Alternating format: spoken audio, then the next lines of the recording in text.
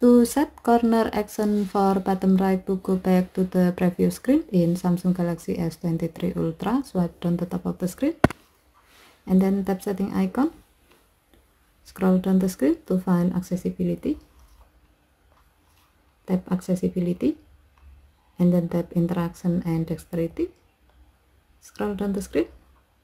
Under mouse and physical keyboard section, tap auto action after pointer stop. Under corner action section, tap bottom right. Scroll down the screen and then tap the gray on option next to back to enable this option. When the switch turns blue, it means that this option is on. Next, you can connect a USB or Bluetooth mouse with your phone. Once done connecting, now you can easily go back to the previous screen by hovering and stopping your mouse pointer on the bottom right corner of the screen.